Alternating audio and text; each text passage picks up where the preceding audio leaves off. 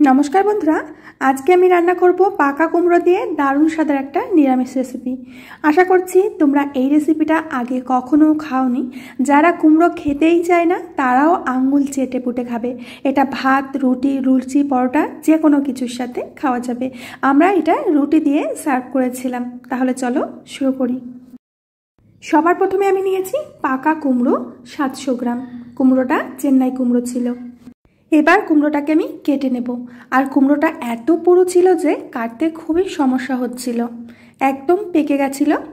তো খুব কষ্ট করে আমি কুমড়োটা কেটে নিয়েছিলাম। এবার কুমড়োর বীজগুলো ফেলে দিতে হবে। বন্ধুরা আজকের রেসিপি আশা করছি তোমাদের কাছে ভীষণ ভালো লাগবে। যদি ভালো লাগে প্লিজ একটা লাইক করবে আর ছোট্ট করে একটা কমেন্টে জানাবে। তো কুমড়োটাকে আমি এখন কেটে নেব। আর কুমড়োর খোসাগুলো অল্প অল্প ছাড়িয়ে নেবে, সম্পূর্ণ ছাড়াবে না। কুমড়োর সবুজ অংশ রেখে রেখে ঠিক এইভাবে ছাড়িয়ে নিতে হবে, আমি যেভাবে ছাড়িয়েছি। তো এখন কুমড়োগুলোকে কেটে নিতে হবে, পিস পিস করে নিতে হবে। আজকের যে রেসিপিটা আমি তৈরি করেছি এই রেসিপির জন্য কুমড়োটাকে ঠিক এইভাবে কাটতে হবে। প্রথমে ফালি ফালি করে কেটে নেব, তারপরে একটু বড় বড় টুকরো করে কেটে নিতে হবে।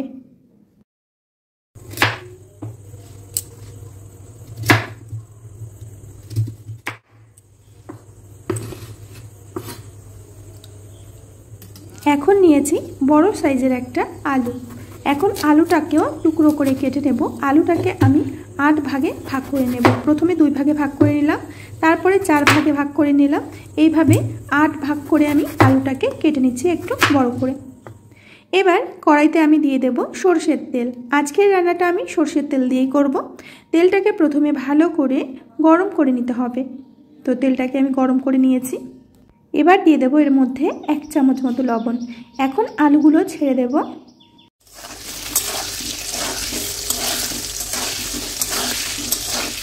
আলুগুলো একেবারে লাল লাল করে ভেজে নিতে হবে, ঠিক আমি যেমনটা করে ভেজে নিচ্ছি। নিশ্চয়ই তোমরা বুঝতে পারছো।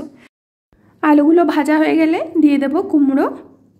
এখন আলু আর কুমড়ো একসাথে ভেজে নিতে হবে। প্রথমে আলুগুলো একটু ভেজে নিলে ভালো হয়, কারণ কুমড়ো খুব তাড়াতাড়ি করে গলে যায় কিন্তু আলু গলতে চায় না।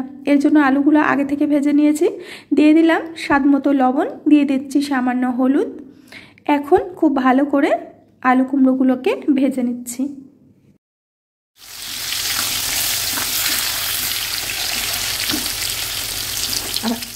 ভাজা হয়ে গেছে, এখন তেল থেকে তুলে নেব। আর দেখতেই পাচ্ছ ঠিক আমি কেমনভাবে ভেজেছি, ঠিক এইভাবেই ভেজে নিতে হবে। খুব কড়া লাল করে ভাজার কোনো দরকার নেই।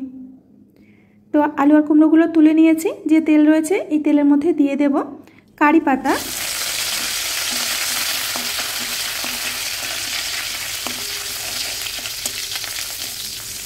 পাতাগুলোকে খুব সুন্দর করে ভেজে নিয়েছি, এখন তেল থেকে তুলে নিচ্ছি। কারি পাতার টেস্টটা আমাদের নিরামিষের স্বাদটাকে আরও বাড়িয়ে তুলবে। তো বন্ধুরা এখন যে তেল রয়েছে এই তেলের মধ্যে 2টো তেজপাতা দিয়ে দিচ্ছি। আর এখানে ফোড়নে দিয়ে দেব প্রথমে সাদা জিরে 1/2 চামচ, দিয়ে দেব 1/2 চামচ ধনিয়া, আর সাথে দিয়ে দেব 1/2 চামচ মৌরি। এখন সমস্ত কিছুকে খুব ভালো করে একটু ফুটিয়ে নিতে হবে। এই সময় গ্যাসের আঁচটাকে মিডিয়াম করে রাখবে, না হলে এই শীটগুলো পুড়ে যাবে। ঠিক আছে, তো খুব ভালো করে আমি ফুটিয়ে নিয়েছি। এখন দিয়ে দিচ্ছি বড় সাইজের 2টো টমেটো কুচি।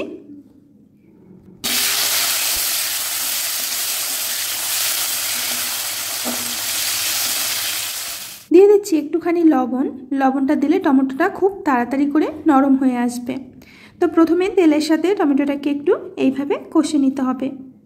এখন এর মধ্যে দিয়ে দেব আদা আর কাঁচা লঙ্কা বাটা। এটা আমি আগে থেকে বেটে রেখেছিলাম। এবার দিয়ে দেব সামান্য একটু জল।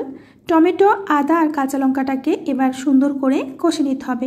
বন্ধুরা আমি রান্নাটা যেভাবে করছি তোমরা ঠিক এইভাবে করবে, রান্নার স্বাদটা কিন্তু দারুণ হয়।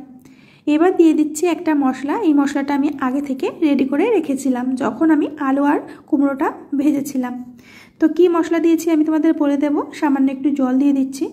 এবার সমস্ত মশলাগুলোকে খুব ভালো করে কষে নিতে হবে, কষাটাই কিন্তু প্রধান।